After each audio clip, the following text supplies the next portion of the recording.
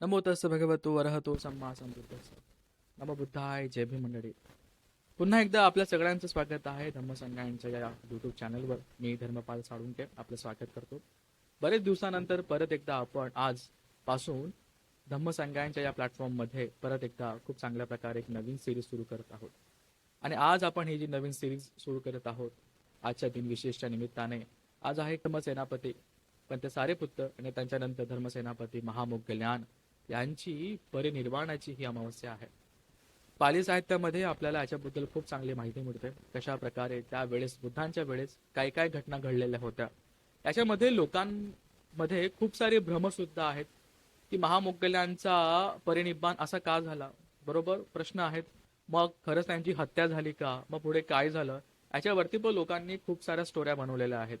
असो, आपण आज या ठिकाणी बघूया की कशा प्रकारे महामोग्गल्लान एक व्यक्ती होते, एक थेर होते, बुद्धांच्या शासनामध्ये येऊन संघामध्ये अग्रश्रावक होते. कशा प्रकारे त्यांनी धम्म वाढवण्यासाठी किंवा लोकांना धम्म देण्यासाठी किती प्रयत्न केले, का ते अग्रस्थानावरती पोहोचले. धर्मसेनापती म्हणजे बुद्धांचे राईट हँड लेफ्ट हँड म्हणून ते पुढे संघामध्ये आले आणि कालांतराने कसं त्यांना परिनिब्बाण प्राप्त झालं. त्यांनी असं काय पुण्य केलं होतं की त्याच्या प्रतापाने ते इतक्या मोठ्या अवस्थेपर्यंत जाऊन पोहोचले. श्रीमंत कुळामध्ये जन्म घेऊन हजारो करोड रुपयांची संपत्ती असून इतक्या वैभवाला सोडून एक व्यक्ती भिक्षू बनतो आणि खूप चांगल्या प्रकारे वैराग्याचं जीवन जगतो. का याला कुठली पारमी, याला कुठलं पुण्य जबाबदार आहे समजा. आपण आज या व्हिडिओमध्ये बघूया. पुन्हा एकदा आपल्या सगळ्यांचं स्वागत आहे. आज आपण बघूया महामोग्गल्लान भंतेजी यांच्याबद्दल. आता भंते सारीपुत्त आणि भंते महामोग्गल्लान यांचा जन्म एकाच दिवशी, बुद्धांच्या जन्माच्या काही वर्षांआधीची ही गोष्ट आहे. एकाच दिवशी आईला गर्भधारणा होते. त्याच्या 10 महिन्यानंतर एकाच दिवशी दोघं आई बाळांना जन्म देतात, उपतिस्स आणि कोलित. भंते सारीपुत्त उपतिस्स आणि भंते महामोग्गल्लान कोलित अशा 2 गावांमध्ये यांचा जन्म होतो. परिवाराचे मागच्या 7 पिढ्यांपासून संबंध होती, ओळख होते आणि म्हणूनच हे दोघी मित्र लहानपणापासूनच मित्र होते. सोबत खेळायचे, सोबत अभ्यास करायचे, सोबत इतर सारे शिल्प शिकायचे. अशा प्रकारे यांची मैत्री होती. सारीपुत्त बनते सारीपुत्त, उपतिस्स त्यांचं नाव होतं, पण आईच्या नावावरनं सारीपुत्त नाव पडलं.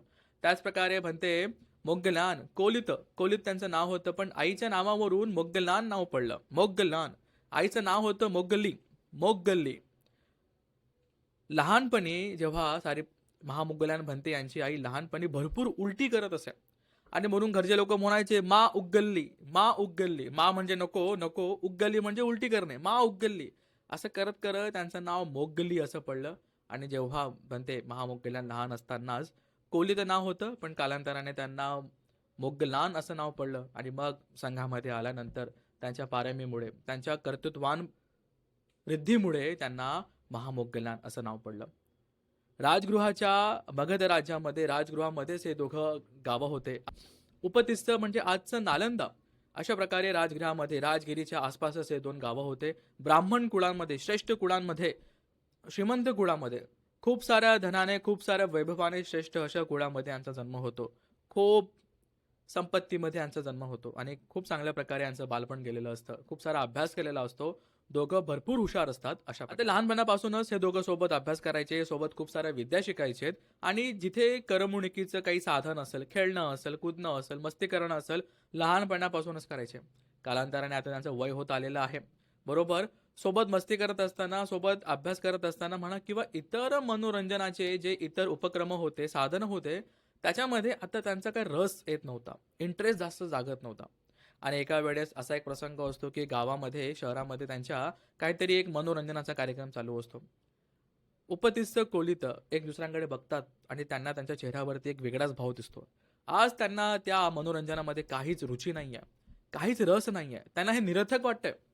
त्यांना असं वाटतं की आयुष्य, 100 वर्षाचं आयुष्य संपून जाईल आणि हे कधी आठवणार पण नाही. आपण अशा प्रकारे असा टाइम वेस्ट करतोय. दोघं मित्र एकमेकांकडे बघतात आणि याच्यावरती चर्चा करतात, याच्यावरती विचार करतात. दोघे विचार करतात, म्हणतात की जे काही आपल्या समोर आपण बघत आहोत हे निरर्थक आहे, हे क्षणभंगूर आहे. आज आपण याच्यामध्ये मजा घेतली तर उद्या हे नसेल, उद्या आपण पण नसू. आणि म्हणून याच्यामध्ये अजिबात संतोष करण्यासारखं म्हणा किंवा याच्यामध्ये काही रस घेण्यासारखं काहीच नाहीये, हे निरर्थक आहे. अशा प्रकारे सारेपुत्त आणि मोग्गल्लान, उपतिस्स आणि कोलित त्याच्यावरती चर्चा करतात. दोघांच्या चेहऱ्यावरती गंभीरपणे असा भाव आलेला आहे आणि भरपूर असंतुष्टपणेचा त्यांच्या मनामध्ये विचार येत आहेत. आणि कालांतराने याच्यावर चर्चा करत असताना, विचार करत असताना मनामध्ये वैराग्याचा भाव जागतोय. पूर्व जन्मांचं पुण्य वरवर येत चाललंय, त्याच्यावरती वैराग्य जागत चाललंय. त्यांना असं वाटतं की आता कदाचित वेळ आलेली आहे की आपण आता वैराग्य घेतलं पाहिजे, गृहत्याग केला पाहिजे, निर्वाणासाठी, मोक्षासाठी आपण काहीतरी मेहनत केली पाहिजे. आता दोघांना असं वाटतंय. कालांतराने त्यांचा हा मनातला भाव दृढ होतो.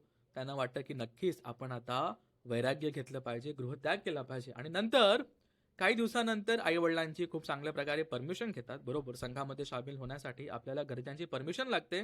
त्यांनीच खूप चांगल्या प्रकारे आपल्या आई वडिलांची परमिशन घेतली आणि कालांतराने कोणाकडे जायचं, म्हणजे बुद्धांच्या आधी, बुद्धांव्यतिरिक्त आधी 6 प्रकारचे टीचर खूप फेमस सुद्धा होते. आज सुद्धा आपण बघतो बरेच संप्रदायांमध्ये काही काही टीचर्स खूप फेमस आहेत. तसं बुद्धांच्या वेळेस किंवा बुद्धांच्या आधी सुद्धा होतं. आणि त्यातला एक होता संजय बेलट्टीपुत्र. खूप पॉप्युलर, पण थोडा चंचल, थोडा विचित्र पण होता. पण त्याचे खूप सारे फॉलोअर्स होते. म्हणून सारेपुत्र मोगलांना विचार करतात की चला आपण जाऊया, त्यांच्याकडनं शिकूया, यांच्याकडनं शिकण्यासाठी काय आहे बघूया, अनुभव घेऊया. आणि म्हणून ते त्यांच्या संघामध्ये प्रवेश करतात.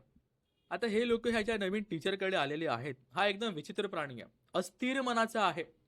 अस्थिर म्हणजे कसं, कर्म आहे पण कर्माचं फळ आहे, पण कर्म नाहीये पण कर्माचं फळ पण नाहीये. यहलोक आहे, यहलोक पण नाहीये. देवलोक आहे, देवलोक पण नाहीये. नरक आहे, नरक पण नाहीये. पुनर्जन्म आहे, ते पण नाहीये. म्हणजे एका मतावरती हा कधी स्थिर नव्हता. कधी आस्तिकच्या गोष्टी करायच्या, कधी नास्तिकच्या गोष्टी करायच्या भरपूर. आणि तरी सुद्धा त्याचे खूप जास्त फॉलोअर्स होते. आज पण आपण बघतो लोकांची काही एक प्रॉपर फिलॉसॉफी नसते, पण हजारो करोडो लोक त्यांना फॉलो करत असतात. त्यावेळेस पण तसंच होतं. कालांतराने सारेपुत्र महामोगलान यांना कळतं, अरे यांच्याकडे काही असं प्रॉपर फिलॉसॉफी नाहीये. हा माणूस काय आपल्या मतावरती काही फिक्स नाहीये, काही ठाम नाहीये, आणि भलतंच काय ते कधी भलतंच काय असं हा सांगत चाललाय. आणि आता त्यांच्या मनामध्ये परत असंतोष जागतोय की हे काही जमत नाहीये, हे काही पटत नाहीये, हे काही लॉजिकल गोष्ट नाहीये. आणि म्हणून ते आता कालांतराने अजून इतर व्यक्तींना सुद्धा भेटत चाललेत, अजून डिस्कस करू चाललेत, अजून चर्चा करत चाललेत की त्यांना त्यांच्या प्रश्नांची उत्तरं सापडतील का. आणि कालांतराने दोघे मित्र विचार करतात की मित्रा, आपल्याला आता कोणी दुसरा टीचर किंवा एक दुसरं काहीतरी ज्ञान काहीतरी भेटलं पाहिजे.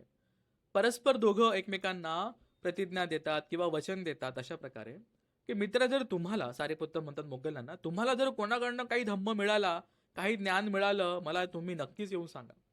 सेम मोगलान पण सांगतात, सारेपुत्र तुम्हाला पण असं काही चांगलं ज्ञान मिळालं, काही फिलॉसॉफी असेल, काही धम्म असेल, काही धर्म असेल, तुम्हाला काही तत्वज्ञान मिळालं, तुम्ही नक्कीच माझ्याकडे येऊन मला तुम्ही ते सांगावं. दोघं मित्र एकमेकांना प्रॉमिस करतात, वचन देतात, शब्द देतात आणि आपापल्या मार्गाला लागतात. दोघेही मित्र आता वेगवेगळ्या मार्गाला गेलेले आहेत.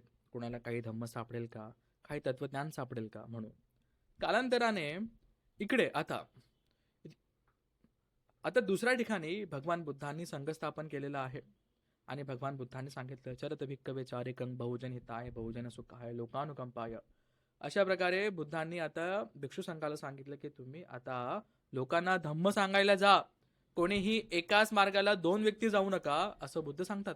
जेव्हा संघ स्थापन झाला तेव्हा एकूण किती लोक संघामध्ये होते, इन्क्लुडिंग बुद्धांना धरून संघामध्ये किती लोक होते, कोणाला माहिती असेल तर नक्की प्लीज कमेंट बॉक्समध्ये सांगा. ठीक आहे. आता तेव्हा पंचवग्गीय जे भन्ते होते त्यातले एक सगळ्यात शेवटचे अस्सजी, आपण त्यांना आता अश्वजित म्हणतो, पण नाव आहे अस्सजी आता चरत भिक्कवे तिकडनं झालं सारनाथवरून, आणि तिकडनं आता निघतायत. ठीक आहे. तिकडनं आता निघतायत आणि ते आता राजगिरीला येऊन पोहोचले. राजगिरीला हातामध्ये पात्र घेऊन आता ते भिक्षा मागतायत. बरोबर, जेवणाची वेळ होत आहे म्हणून भिक्षा मागतायत. आणि दुरूनच सारीपुत्र, ठीक आहे, उपतिस्थ त्यांना दुरूनच बघतात आणि म्हणतात की हा व्यक्ती कोण आहे. याची कांती चमकते, याचा चेहरा चमकतोय, याचं चालणं, याचं बोलणं, याचे हातवारे, याची नजर इतकी खाली आहे, इतका छान पद्धतीने हा व्यक्ती, हा श्रमण चालत आहे. आधी कुठल्याच अशा श्रमणाला व्यक्तीला बघितलं नव्हतं, साहजिक आहे. याच्या आधी कधी अरहंत बघितलंच नव्हतं. पंचवग्गीय भिक्षू, 5 भिक्षू, बुद्धांचा धम्म ऐकून सगळ्यात पहिले जर कोणी अरहंत झालं असेल, अय्यासी कोंडन्यो वप्प बद्धीय महानाम अस्सजी, 5वे अस्सजी म्हणते अरहंत. पहिले 5 अरहंतामध्ये अरहंत अस्सजी म्हणते, जी आपल्या नगरामध्ये राजगिरीमध्ये आता ते भिक्षाटन करत आहेत. आणि म्हणते सारीपुत्त त्यांना दुरून बघतायत. अरहंतांची कांती कशी असते, अरहंत कसे असतात, अर्हत ध्वज असं चिवर त्यांनी पहिल्यांदा बघितलं. आणि त्यांची चालढाल बघितली, हे कसे चालतायत, कसे वागतायत, कसे बोलतायत, त्यांची नजर किती खाली आहे, हे बघून सारीपुत्त उपतिस्थ खूप प्रभावित होतात. त्यांच्या मागे मागे चालू लागतात. पण ते असतेची आपलं भिक्षा ग्रहण करतात आणि एका झाडाखाली जाऊन बसतात, आपलं भोजन घेतात. आणि भोजन झाल्यानंतर म्हणते सारीपुत्त येतात, त्यांना विचारतात, श्रमण आपण कोण आहात, आपली कांती एवढी चमकते, आपल्या चेहऱ्यावरती इतकं तेज आहे, आपण इतके शांत गंभीर वाटत आहात. मग तेव्हा बनते असतेची त्यांची ओळख सांगतात. मग आपले गुरु कोण विचारानंतर बनते सांगतात की शाक्य कुळातले श्रमण गौतम हे आता बुद्ध झालेले आहेत, हेच माझे गुरु आहेत, त्यांच्या संघामध्ये मी दीक्षा घेतलेली आहेत. मग बनते सारे पुत्र उपदिष्ट आपल्या मनामध्ये प्रचंड श्रद्धा उत्पन्न करून त्यांना विचारतात, भंतेजी तुम्हाला काय धम्म लाभ झालेला आहे, कृपया तो तुम्ही मला पण सांगा. पण तसे म्हणतात, मी तर आत्ता आत्ता श्रमण झालेलो आहोत, मी तर आत्ता आत्ता संघामध्ये सामील झालोय, मला एवढं माहिती नाहीये. सारेपुत्त म्हणतात, भंतेजी तुम्हाला जे काही माहिती आहे ना थोडस सांगा. ठीक आहे. अपंग वा बहुंग वा भासस्सो अथंग एव मे बृहे अथनेव मे अथो का काहसी व्यंजनं भवन्ते. सारीपुत्त असे म्हणतात की तुम्ही थोडं सांगा की जास्त सांगा, पण त्याला अर्थ आहे ना असंच काहीतरी सांगा. आणि नक्कीच मी याच्यामध्ये इंटरेस्टेड आहे. काही तुम्ही सांगा, थोडं असो की जास्त असो, तुम्ही आम्हाला कृपया करून सांगा. बरोबर. मग पुढे अथ को आयस्मा अस्य जे सारे पुत्तस्स परिभाजकस्य इमंग धम्म पर्यायं अभासी. आणि मग आता बनते असे जे काय म्हणतात बघा, खूप महत्वाची लाईन आहे. ए धम्मा हेतुपभवा, ए धम्मा हेतुपभवा तेसंग हेतुंग तथागतो आह, तेसंच यो निरोधो एवं वादी महासमणो. एवं वादी महासमणो, महासमण कोण, बुद्ध. ए धम्मा हेतुपभवा, की जो कोणी धम्म मनामध्ये जागतोय ना आणि नष्ट होतोय ना, त्याचं कारण, त्याचा हेतू आहे ना भगवान बुद्ध जाणतात. तथागतो आह. ठीक आहे. तेसंच निरोधो, आणि ते का उत्पन्न होतंय, का नष्ट होतं हे तर बुद्ध सांगतायत, पण ते कशा प्रकारे आपण नष्ट करू शकतो हे सुद्धा बुद्ध सांगतात. एवंगवादी, ह्या वादाचे, ह्या विचारांचे, ह्या तत्वज्ञानाचे महासमण भगवान बुद्ध आहेत. आणि इतकंच ऐकून त्याच क्षणी पण ते सारीपुत्त यांच्या अंगावरती धम्म संवेग होतो, त्यांना धम्म कळू लागतो आणि तिथल्या तिथे ते स्वतःपन्न होतात. साधुकार आहे. तिथल्या तिथे ते स्वतःपन्न होतात आणि त्यांना एक वाक्य समजतं, यंग किंची समुदयं धम्मं सब्बंग तंग निरोध धम्मंते. की जो काही धम्म उत्पन्न होत आहे ना, हा संपणारच आहे, उदय आणि व्यय आहेच, हे त्यांना कळलं. तिथल्या तिथे त्यांना अनिच्छ, दुःख, अनत्त हे 3 लक्षण खूप चांगल्या प्रकारे काढले. आणि म्हणते सारीपुत्त या एका गाथेमध्ये ते तिथल्या तिथे स्वतःपन्न होतात. धम्मचक्षु त्यांना लाभतात अशा प्रकारे. मग आपल्या मित्राची आठवण येते, मित्राकडे जातात आणि महामोग्गलान यांना सांगतात, कोल्हीत सांगतात, तीच गाथा सांगतात, जे म्हणते अस्त्रजिंनी सांगितली ते सांगतात. सारीपुत्तांनी एक गाथा सांगितली आणि ते ऐकून तिथल्या तिथे महामोग्गलान स्वतःपन्न होतात. मित्राकडून गाथा ऐकली आहे, मित्राकडून गाथा ऐकली, तो स्वतःपन्न आत्ताच झालं, बुद्धांकडनं पण ऐकले नाहीये. बघा, धर्मसेनापती सारीपुत्त महामोग्गलान स्वतःपन्न होत आहेत, कोणामुळे, भंते अस्त्रजीमुळे. मोग्गलान स्वतःपन्न झाले, कोणामुळे, भंते सारीपुत्तांमुळे. अजून ते भिक्षू पण नाहीये, फक्त स्वतःपन्न झालेले आहेत. त्यांच्याकडनं एक गाथा ऐकून मोग्गलान आता या ठिकाणी स्वतःपन्न होत आहे. धम्म संवेग त्यांना लाभलेला आहे, निब्बाणाची पहिली डुबकी त्यांना लागलेली आहे. बघा, साधुकार आहे. दोघेही मित्र आता स्वतःपन्न झालेले आहेत. दोघांच्या मनामध्ये श्रद्धा उत्पन्न झालेली आहे की आता आपण भगवान बुद्धांकडे जावं आणि भगवंतांच्या संघामध्ये आता आपण श्रमण व्हावं, भगवंतांच्या संघामध्ये जाऊन आता आपण श्रद्धा चिवर घ्यावं, संघामध्ये सामील व्हावं, दीक्षा घ्यावी, अशा प्रकारे त्यांच्या मनामध्ये विचार येतो. आणि आधी थोडा कृतज्ञ भाव असतो संजय बेलट्टी पुट्टासाठी, जो परिव्राजक आहे, त्यांचा आधीचा टीचर, की चला आपण जाऊया, त्याला पण सांगूया, त्याचा पण मंगल होईल, त्याचं पण कल्याण होईल, म्हणून ते त्या संजयकडे जातात. संजयला विनंती करत असताना त्याच्या आधी खूप सारे मित्रगण जे त्यांच्यासोबत ध्यान करणारे असतात, त्यांना बघून खुश होतात आणि विचारतात की तुमच्यामध्ये काहीतरी बदल झालेला दिसतोय, तुम्ही चमकतायत, काय अर्थ आहे याचा. ते सांगतात की आम्हाला अशा अशा प्रकारे बनते असह्य सापडले, त्यांनी आम्हाला काही धम्म सांगितला, त्यांनी आम्हाला बुद्धांबद्दल सांगितलं आणि अशा प्रकारे आम्हाला धम्मलाभ झालेला आहे आणि आता आम्ही भगवान बुद्धांकडे जाणार आहोत, त्यांच्या संघामध्ये जाणार आहोत. इकडचे हे 250 जे त्याचे फॉलोअर्स असतात संजयचे, हे खुश होतात आणि म्हणतात क्या बात आहे, आम्ही तर हेच बघण्यासाठी, हेच अनुभव करण्यासाठी इथं आलेलो होतो, पण इथे काही सापडत नाहीये. आणि तुम्ही म्हणतायत ना, त्याच्यावरती आम्हाला पूर्ण विश्वास आहे, आम्ही सुद्धा आपल्यासोबत येतो. पण एक कृतज्ञ भाव म्हणून उपतिस्थ कोलित सारिपुत्र आणि महामोगलान हे संजयकडे जातात. संजयला सांगतात की बघा आर्य, अशा अशा प्रकारे बुद्ध उत्पन्न झालेले आहेत. बुद्धांनी धम्मचक्र प्रवर्तन केलेलं आहे. चला आपण जाऊया, बुद्धांच्या धम्मामध्ये जाऊया, बुद्धांच्या संघामध्ये जाऊया. पण संजयला इगो प्रॉब्लेम. हा, माझे तर 250 फॉलोअर्स आहेत, मी कशाला कोणा दुसरा आता शिष्य बनवू, ते माझ्यासाठी बरोबर नसेल. तरी उपदेश कोलित सारेपुत्र मोगलांनी 3 वेळेस याचना केली. 3 वेळेस. चला, एक अनुकंपा म्हणून, एक ग्रॅटिट्यूड म्हणून, की चला याने आपल्याला बरंच काही शिकवले आहे याच्या आधी, म्हणून एक अनुकंपा म्हणून किंवा एक ग्रॅटिट्यूड म्हणून पुन्हा पुन्हा विनंती करू लागले. शेवटी काही संजय तयार होत नाही आणि चला आम्ही जातो म्हणून सारेपुत्र महामोगलान तिकडनं उठतात. त्यांच्या पाठोपाठ 250 संजयचे फॉलोअर्स शिष्य उठतात आणि ते आता उपतिस्थ कोलित यांना फॉलो करत करत करत करत आता ते भगवंत आता वेळूवनामध्ये आहे आणि वेळूवनामध्ये जाऊन बुद्धांना बघतात. दुरूनच बुद्धांना बघतात, खुश होतात, प्रसन्न होतात. भगवान बुद्ध त्यांना दुरूनच बघतात आणि म्हणतात बघा, हे येत आहे धर्मसेनापती सारेपुत्र आणि महामोगलान, जे कालांतराने संघामध्ये प्रतिष्ठित होतील, खूप चांगल्या पद्धतीने संघाचं नेतृत्व करतील आणि निब्बाण अवस्थापर्यंत पोहोचतील. अशा प्रकारे भगवान सांगतात. सारेपुत्र महामोगलान बुद्धांकडे जातात, बुद्धांना नमन करतात आणि बुद्धांना म्हणतात भगवतो पादेसु शिरसा निपतित्वा भगवंतं एतद वोचुं. आणि बुद्धांना म्हणतात लभ्ये याम मयं भन्ते भगवतो संतिके पबज्जं लभ्ये याम उपसंपन्नती.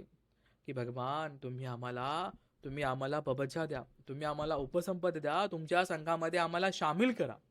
आणि याच्यावर भगवान बुद्ध उत्तर देतात एत भिक्खवो ती भगवा अवोच. आणि बुद्ध म्हणतात हो हो भिक्षुंनो, स्वाख्यातो धम्मो चरद ब्रह्मचर्यं सम्मा दुःखस्थ अंतकिरियायती साव तेसंग आयस्मतानं उपसंपदा अहोसे. की हा स्वाख्यात धम्म आहे, सुवाख्यात धम्म आहे, खूप चांगल्या प्रकारे सांगितलेला हा धम्म आहे, खूप चांगल्या प्रकारे चरत, याचं तुम्ही खूप चांगल्या प्रकारे पालन करा. कसं? ब्रह्मचर्यं, ब्रह्मचर्याचं खूप चांगल्या प्रकारे पालन करा. सम्मा दुःखस्थ, आणि जितकं पण दुःख आहे ना, हे संपून टाकणारं. अंतकिरियाय म्हणजे काय? पुन्हा पुन्हा जन्म होणार नाही, पुन्हा पुन्हा मृत्यू होणार नाही, अशा या दुःखातून तो तुम्हाला पूर्णपणे मुक्त करेल, असा हा सुवाख्यात धम्म आहे. आणि हेच धम्म, याच धम्मामध्ये तुम्ही प्रतिष्ठित होत आहात, तुम्ही या संघामध्ये, या धम्मामध्ये तुमची ही उपसंपदा आहे, असं बुद्ध म्हणतात. आणि तेव्हाच येही भिक्कवे म्हणतात, त्याच ठिकाणी बनते सारेपुत्र महामोगलान आणि मागे बसलेले सगळे 250 फॉलोवर जे त्यांच्यासोबत आलेले आहेत, तिथल्या तिथे संघामध्ये प्रवचित होतात. अशा प्रकारे बनते सारेपुत्र महामोगलान लहानपणापासून खूप चांगले मित्र, खूप वैभवामध्ये, खूप श्रीमंतीमध्ये वाढलेले, पण मनामध्ये वैराग्य, मनामध्ये निब्बाणासाठी किंवा या दुःखाच्या मुक्तीसाठी काहीतरी प्रयत्न करण्यासाठी तडप, एक इच्छा, आणि त्यासाठी खूप सारं वीर्य गाजवणं, असे हे सारेपुत्र आणि महामोगलान कालांतराने संघामध्ये आलेत. खूप चांगल्या प्रकारे पुढे अभ्यास करतात, अनंत होतात आणि हळूहळू कशा प्रकारे बुद्धांच्या नंतर संघाचं प्रतिनिधित्व करतात, खूप चांगल्या प्रकारे लोकांना एक आदर्श उत्पन्न करतात. भिक्षू संघासाठी, उपासक संघासाठी भिक्षू कसा असला पाहिजे, सारेपुत्र महामोगलान महाकश्यप यांच्याकडून बघून वाटतं की असा संघ असला पाहिजे. अशा संघ असेल, असे व्यक्ती असेल तर संघ टिकेल. संघावरती कोणी दुसरा तिसरा काय, आपल्या व्यक्ती सुद्धा काहीच भेसळ करू शकणार नाही, जर असं आचरण करणारे लोक असतील तर. खूप खूप साधुकार आहे बनते सारेपुत्र, बनते महामोगलान यांच्याबद्दल, बनते महाकश्यप यांच्याबद्दल. अजून खूप सारे थेर आहेत, अजून खूप सारे अग्रश्रावक आहेत. आज या दिवसाच्या निमित्ताने आपण आज हा व्हिडिओ बनवण्याचा प्रयत्न केला. हा पहिला भाग आहे, पुढे अजून दुसरा भाग पण येईल, तिसरा भाग पण येईल. एकाच व्हिडिओमध्ये सगळी माहिती टाकणं फार अवघड आहे, व्हिडिओ भरपूर मोठा होईल. कालांतराने आपण याच्यावरती भरपूर चर्चा करणार आहोत. नक्कीच येणाऱ्या पुढच्या व्हिडिओमध्ये आपण खूप सारे अग्रश्रावक, अग्रश्राविका यांच्यावरती व्हिडिओ बनवणार आहोत. जी माहिती आपल्याला माहिती असली पाहिजे. बुद्धांचे उपासक म्हणून, उपासिका म्हणून, एक बौद्ध म्हणून आपल्याला या बेसिक गोष्टी तरी माहिती असल्या पाहिजे. बरोबर, या बेसिक गोष्टी आहे, हे काही फार मोठी फिलॉसॉफी किंवा तत्वज्ञान नाहीये. हे तर आपल्या घरातल्या मुलाबाळांना सुद्धा माहिती असलं पाहिजे की सारिपुत्त महामोगलान कोण होते, कशा प्रकारे होते. असं आपण या ठिकाणी आज आलात. मग ते महामुक्तीलाल यांच्याबद्दल आपण माहिती जाणून घेण्याचा प्रयत्न केला. हा भाग पहिला होता. पुढे भाग दुसरा पण येईल, पुढे भाग तिसरा पण येईल आणि खूप चांगल्या प्रकारे आपण बनते महामुग्गलान यांची एक जीवनी बघणार आहोत. ठीक आहे. आपण आज हे धम्म देसना ऐकून धम्मश्रवण केलेलं आहे. या पुण्याच्या प्रतापाने तुमचं माझं आपल्या सगळ्यांचं मंगल हो. येणाऱ्या काळामध्येच खूप चांगल्या प्रकारे आपण धम्मदेसना देणार आहोत. खूप चांगल्या प्रकारे आपण धम्मश्रवण करा. या पुण्याच्या प्रतापाने तुमचं माझं आपल्या सगळ्यांचं मंगल हो. साधू साधू साधू.